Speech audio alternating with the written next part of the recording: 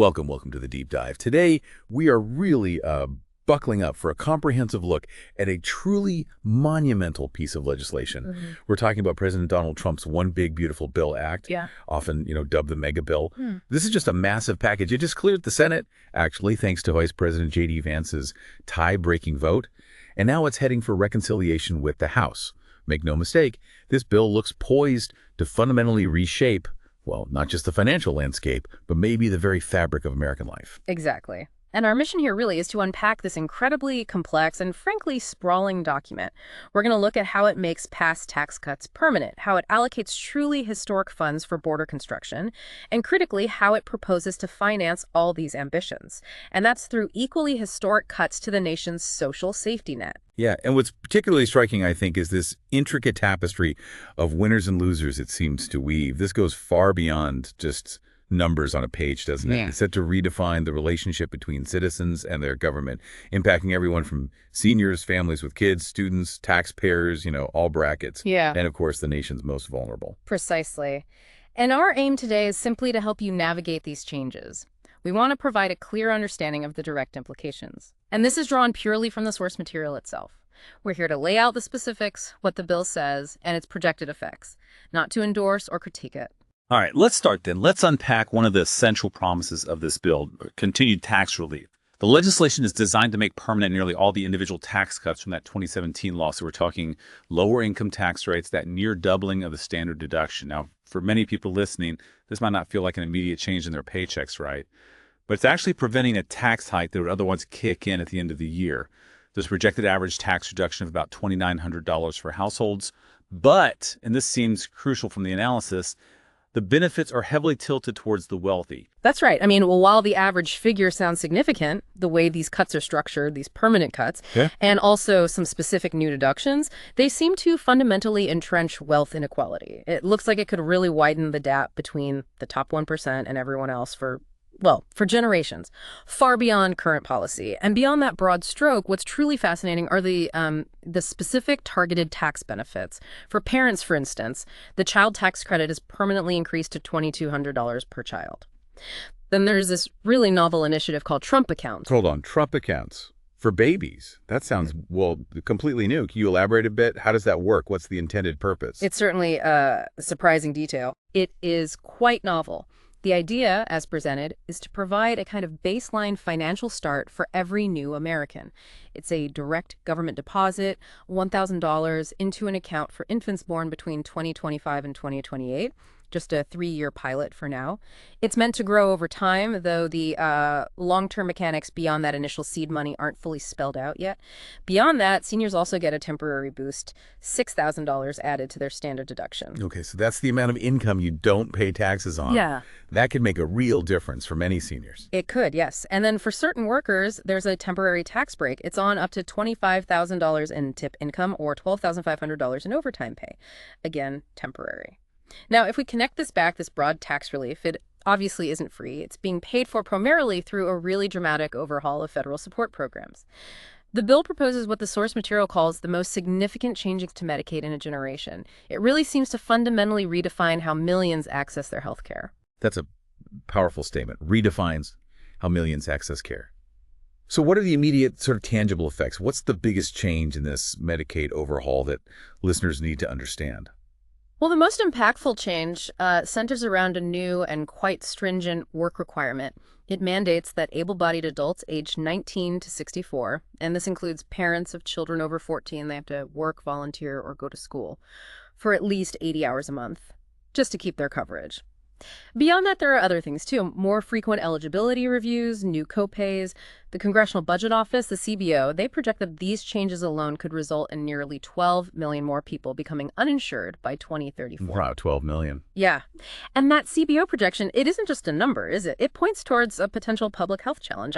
That scale of uninsurance could really strain emergency rooms, increase preventable illnesses, and it effectively shifts healthcare costs onto everyone else, the remaining insured population, state budgets, through uncompensated care. It could create a real domino effect.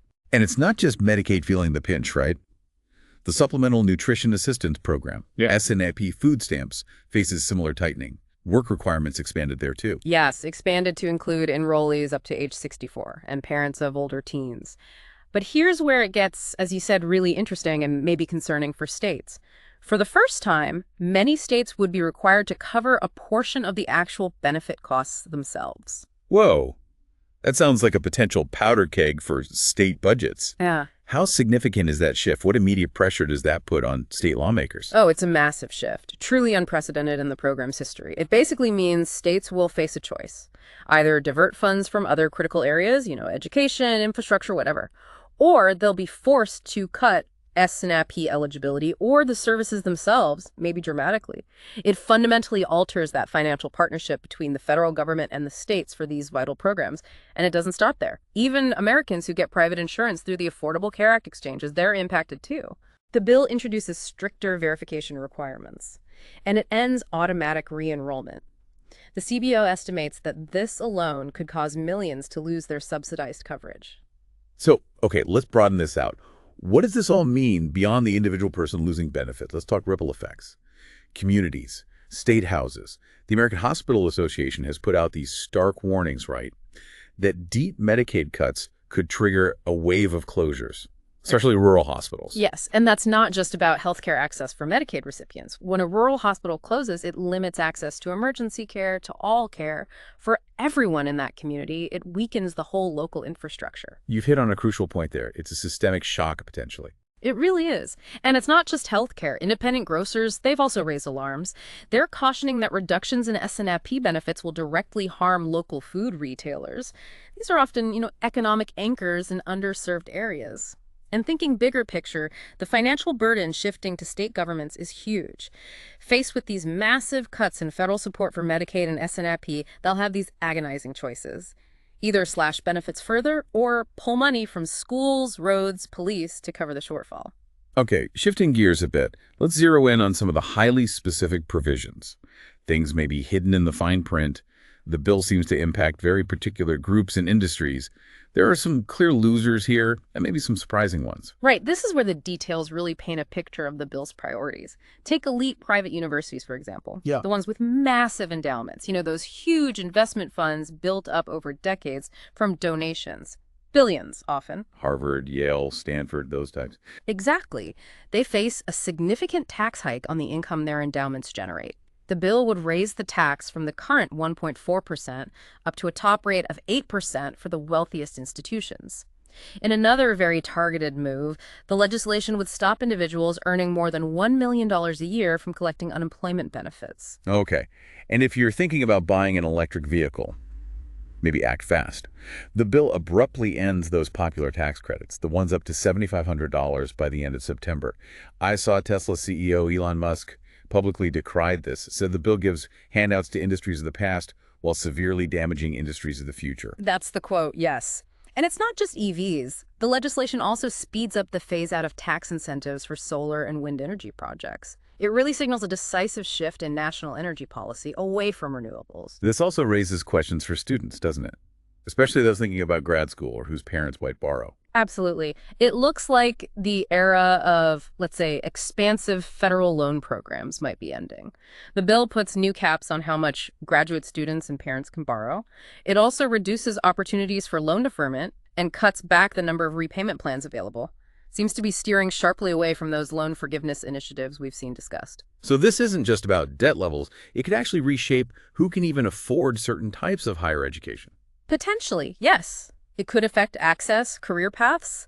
The whole landscape of higher learning could shift based on financial viability. Yet, amidst all these cuts and phase-outs, there is one clear, targeted winner mentioned in the auto sector. Right. The bill introduces a new tax deduction, up to $10,000 specifically for interest paid on loans for new American-made cars. It's quite a juxtaposition of policy choices within the same bill. Fascinating. Indeed. And one other point on target impacts. The bill also restricts eligibility for many federal benefits for a lot of non-citizens. This includes refugees and asylees, and it imposes new or higher fees for things like asylum applications and other immigration processes. Okay, finally, let's address two huge elements, signature campaign promises for President Trump, really, that are central to this legislation. Building a border wall and cracking down on immigration. The funding here is enormous. It really is. The bill allocates a massive $46.5 billion specifically for wall construction, and another $45 billion is earmarked for the detention of undocumented immigrants. That's a huge investment and brings us to the cost of all this. Yes, the overall cost, because the spending alongside the broad tax relief we talked about earlier, it adds up. The CBO estimates this entire package will add roughly $3.3 trillion to the national debt over the next decade. 3.3 trillion. Trillion, yes. And to accommodate that new borrowing, the bill includes a $5 trillion increase in the debt ceiling. Now, economists warn that this kind of surge in national debt, which is already around $36 trillion, could lead to higher interest rates. That means mortgages, car loans, credit card debt. It could all become more expensive for all Americans. So that scale of borrowing isn't just an abstract number. It could hit people's wallets directly through higher interest costs. That's the concern, yes. It fundamentally shifts future economic burdens and could make everyday financial decisions more challenging for years, maybe generations to come. So, stepping back for just a moment, this One Big Beautiful Bill Act, it's clearly far more than just a budget document. It is, quite clearly, a blueprint for a profoundly different America. A blueprint, yeah. It's a vision built on, summarizing here, lower taxes for many, a much more fortified border, and a dramatically smaller role for the government in providing that safety net for its citizens. So, given the sheer scale and the reach of these changes we've discussed, how might this blueprint for a profoundly different America, as you put it, shape the daily lives, the future opportunities of generations to come, beyond just the obvious financial implications? It's certainly something to mull over as this bill moves towards, whatever its final form will be.